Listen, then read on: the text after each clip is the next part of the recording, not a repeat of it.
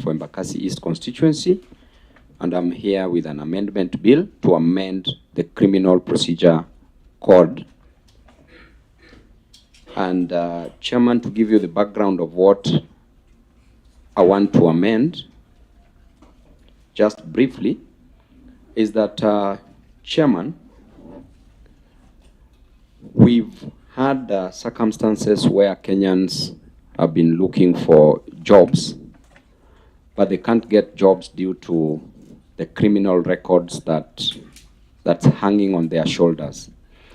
Chairman, once a member of the society is convicted and a person serves a sentence, either in prison or fined, or both, then Chairman, this person, they are always required, the moment they've cleared the service and they are looking for a job, they're always required to produce a clearance certificate or a certificate of good conduct, which is issued from the Directorate of Criminal Investigation.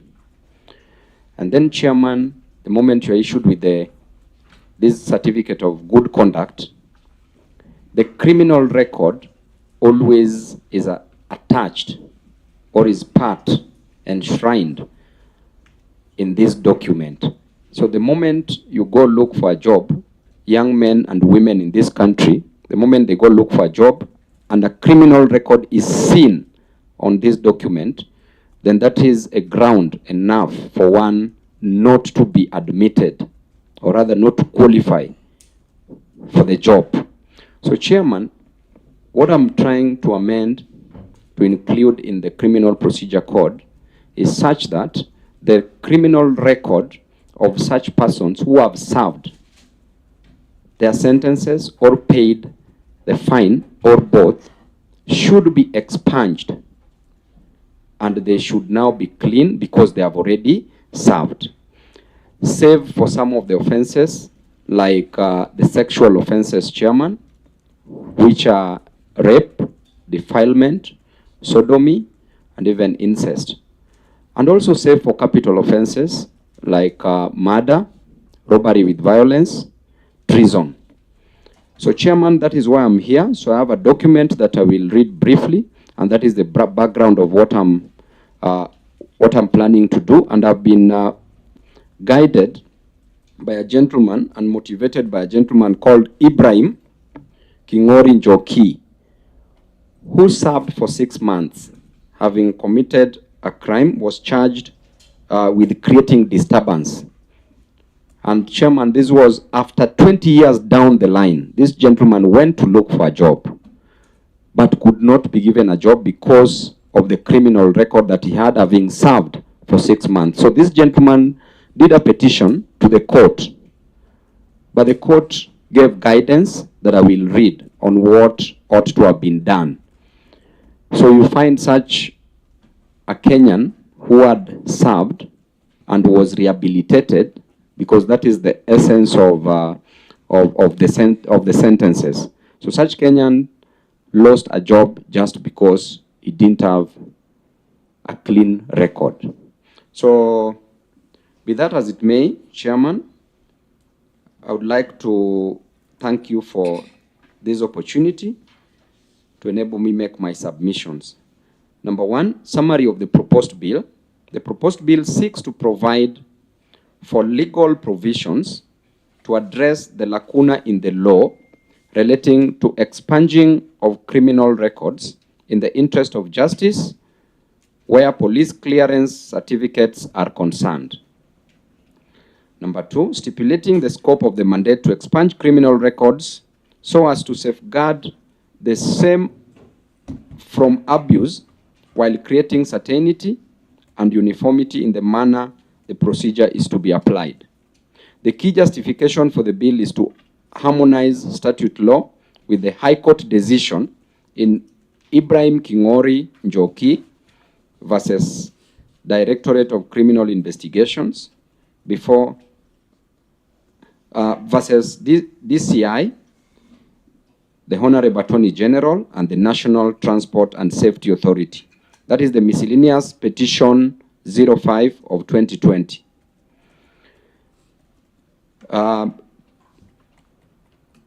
KEHC 179/24 KLR, which raised the urgent need to enact legislation to address the gap in the law with regards to expunging of criminal records. The brief context is that this legislative proposal was conceived from the court's decision in the case of Ibrahim Kingori, Njoki versus DCI, the Attorney General, and the National Transport and Safety Authority. The case involved a petition by Ibrahim Kingori Njoki, herein referred to as the petitioner, seeking removal of a 20-year-old conviction for creating disturbance from his police clearance certificate by the DCI.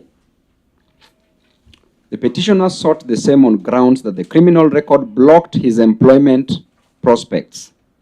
He had received a 6-month sentence in 2023 for the said misdemeanor of creating disturbance.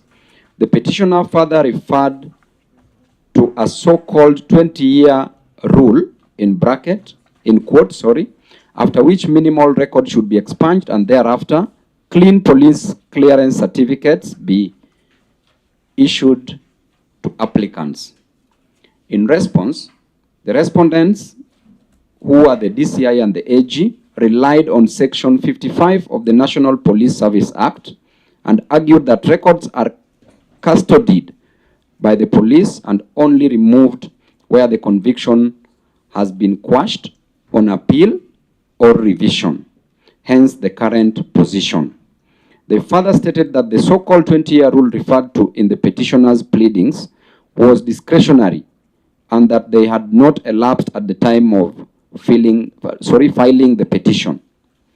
The court found, among others, this is now the court's decision, that number one, there is no express legal provision in Kenyan law providing for expungement of criminal records or clear statutory power on which DCI relies to expunge criminal records. This effectively creates a legal gap. Number two, the court found that the DCI has no clear statutory discretion to delete such records. Existing records can only be altered if a conviction is quashed on appeal or revision. And number three, the matter was referred to the Attorney General, the Interior Cabinet Secretary, and Parliament for policy and legal action. In terms of the best practice, the court referred to South Africa as having a workable model for expungement of criminal records that Kenya can adopt. South Africa provides a ready template in terms of, number one, time limits tied to the seriousness of the offense. Number two, objective eligibility criteria. Number three, explicit exclusions for offenses such as sexual offenses, that is rape, defilement, sodomy, incest. And number four, an explicit process including applications, certificates, and regulations. Significance of having expungement laws. Expungement laws are important because they allow certain criminal records to be erased or sealed, giving individuals a fresh start. If enacted, the expungement laws may lead to the following benefits. Number one, improved employment opportunities. Many employers conduct background checks, and a criminal record can be a major barrier to securing work. Expungement helps reduce this stigma, boosting chances of getting jobs. And number two, second chances for rehabilitation.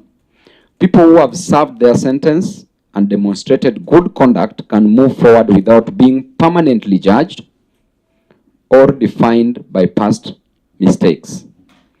Number three is social reintegration. It helps reduce the social stigma and discrimination faced by people with criminal records, supporting their reintegration into the community. Number four, encouragement for law-abiding behavior. The possibility of record clearance can motivate offenders to maintain good behavior and comply with rehabilitation programs. Number 5, reduced recidivism. Recidivism. The people can access stable jobs, housing, and community support. They are less likely to reoffend. And lastly, fairness and proportionality. Not all offenses should lead to lifelong consequences. Expungement ensures that minor, outdated, or unjustly recorded offenses do not permanently harm a person's future. In conclusion, Chairman and members of the committee, just like Ibrahim Joki, numerous Kenyan youth suffer from a similar predicament whereby they are unable to secure unemployment. They are unable to secure employment due to their previous convictions and tainted police clearance certificates. This is especially the case where the conviction was as a result of a misdemeanor or a minor offense. Let's give our youth and Kenyans a second chance by considering enactment of this law. Thank you, Chairman. Thank you very much, Honorable Babu. Members, you've looked at the proposed draft, and it is quite exciting, especially for legal academic arguments, so that we are able to understand what we are doing. You've exempted capital offenses, and we know what the capital offenses are: murder, treason, robbery with violence, and if any other that carries the death sentence. That's why they are called capital offenses, because they carry the death sentence. We're just in the process of reforming the law so that first and foremost we do away with the death sentence, which means we will not have any capital offenses after that. And we possibly going to graduate offenses that were capital depending on gravity, degree of involvement in each of them. How will that compare with what you're proposing here? Because if the exemption is not so clear, we will have people entitled to expungement not benefiting from it, because the offense they were charged with is capital, but they served only 5 years. And here it is 10 years, but for capital offenses, no expungement. That's number one. It is in respect of the laws we are just about to amend. So it must be in consonance with what you are proposing here on expungement. I'll come to the second one soon. Let me hear Honorable Mushira. Then we go on to Honorable TJ. It makes sense because number one, even God is a God of second chance. And I think it's good that once these people serve their sentence, it should be presumed that they reformed and they've changed, and they should be given a second chance. And also probably applying the principle of double jeopardy, we should not subject these people to double jeopardy, where you serve the sentence, then you continue being condemned even when you are outside. So the person should be given a second chance so that they're able to look for jobs, so that they don't do whatever they did to take them back to jails. I support. Honorable TJ. My name is TJ Kajang from Roraka. Now, I can see that there is a proposal to exempt persons who have been convicted for murder and for sexual offenses. I think that is the case. That persons convicted for murder and sexual offense will not be eligible for expansion. Why don't you consider everybody else who has been convicted of violent offense, aggravated assault, for example, young people who you actively advocate for, but young people are all over knifing everybody in town. So there is a lot of violent offenses associated with assault. how would these people, because the people that they have assaulted, already their rights have been affected. And if you introduce them to society and you expunge the people that are related to them, it causes a problem for those people who, the victims of assault and violent crimes. That is number one. Number two, the principle of sentencing and the principle of penal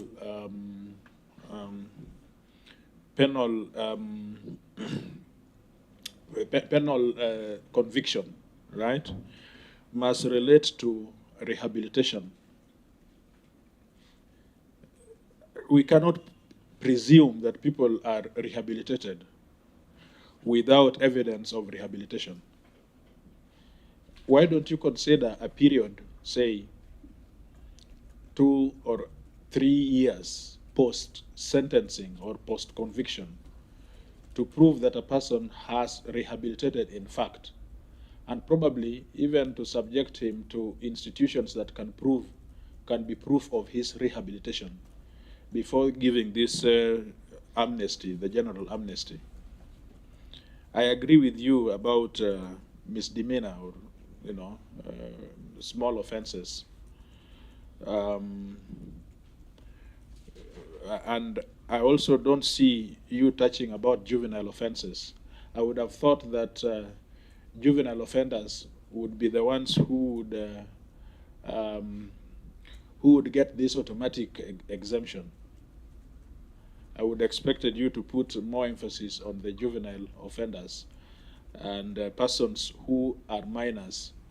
But even persons who are minors, upon attaining adulthood, yes, they would be eligible for this.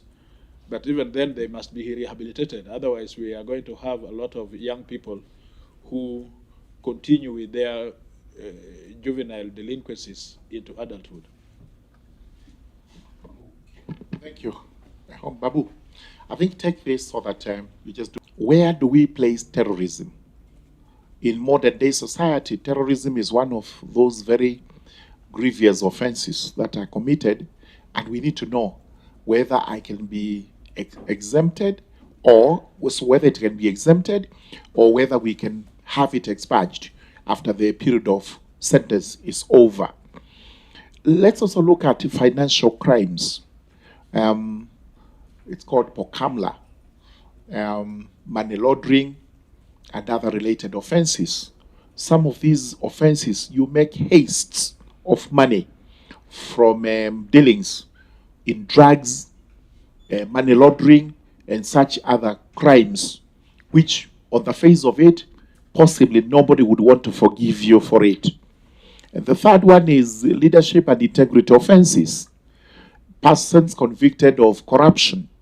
We made an effort to try and exempt them. We didn't succeed because we felt corruption is, again, a very serious offense in the country, and we must be working towards ensuring that the country is rid of corrupt practices, which are prevalent, which are being mentioned every time, and yet they may actually be part of what is not exempted, such that I serve my many years, and then after that, it's expunged, and I'm back to my usual practice without any qualms of remorse.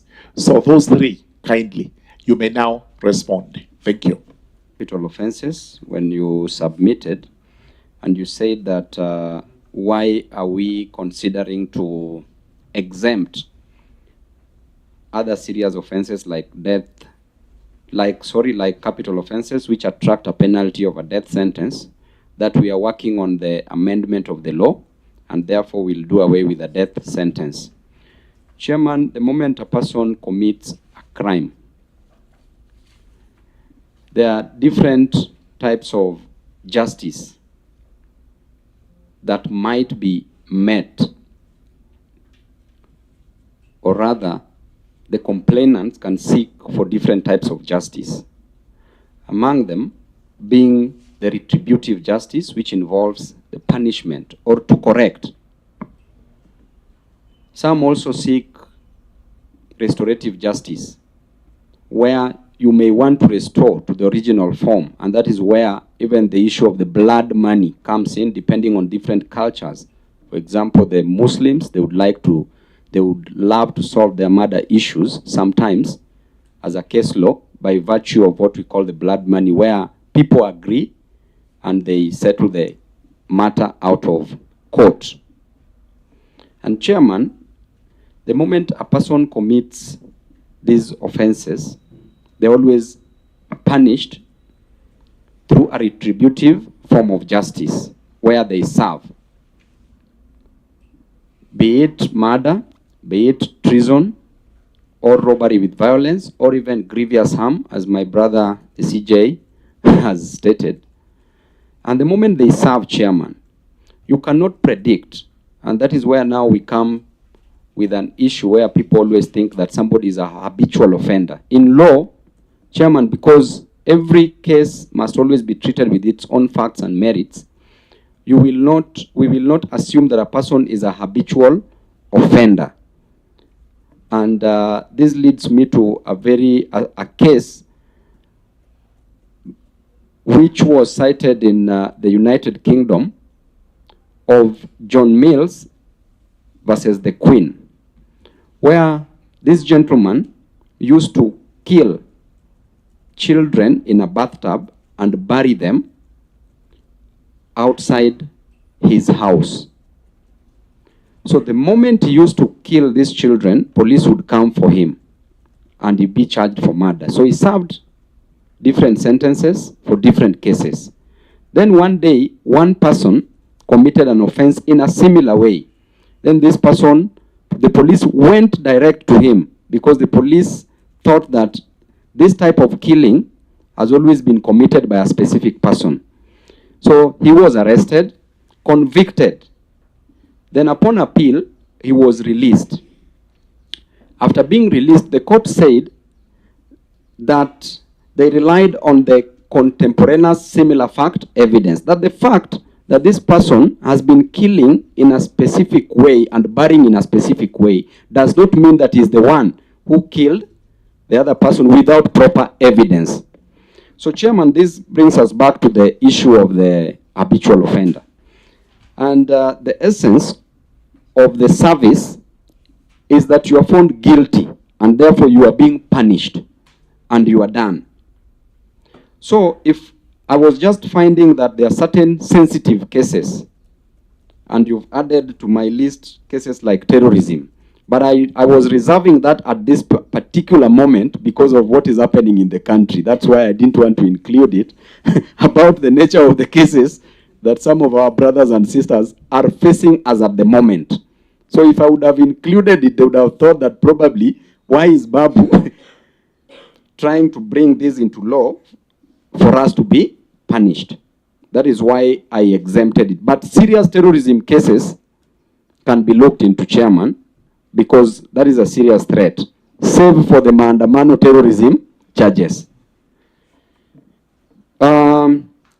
So when it comes to the sexual offenses, Chairman, these are very sensitive matters. When we talk about the gender issue, the female, if I would have not included this here, Chairman, as a politician, you would see even people marching here tomorrow saying that why is Babu supporting such offenses? So that is why I saw that it is a very sensitive case. And in South Africa, it is one of the cases that has been exempted, that there can be no clearance for that. My brother was in support the principle of double jeopardy, that you don't need to be punished twice. You've already served, you've already cleared yourself, and you having this tag on your back might lead, Chairman, to you even committing more crimes. Because if there is no job and you cannot be accepted into the community, into the society, because of the stigma and the thought that you are forever criminal, then this person might find a prison a better place to live in and might decide to commit other crimes to go back there.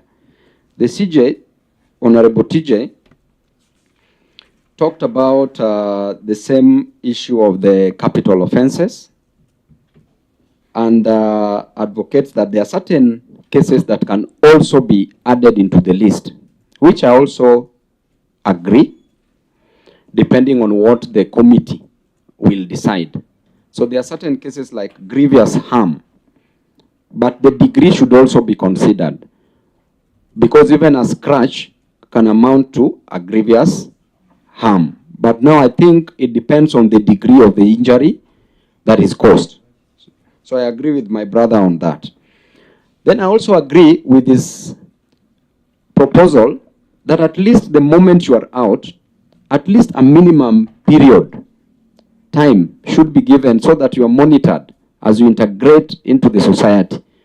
That can even be a 1 or 2 year period to note, because some people might come out, but the intention is still to go back. Right? So I agree with my brother. The juvenile offenders should get automatic exemption. I think I also agree with that. So, Chairman, generally, I'll stand guided by the committee. Yes, I think you've made it. Yes. Those are committee observations which we include this or not include that. Very important points have been raised, including juvenile offenders, because we must be able to restore those youngsters. And after restoration, they have to go and look for jobs over their heads, like the sword of Damocles. Then we have a problem with that, okay? I think you've dealt with it well. Thank you so much, Honorable Babu. We will release you so that we listen to Honorable Owino on his proposal, and we will thereafter make a recommendation as to whether this is to be published or not published. If it is published, it will come back to us. Very much, Honorable Babu. More radio, 88.2 FM. We are in charge. More radio, 88.2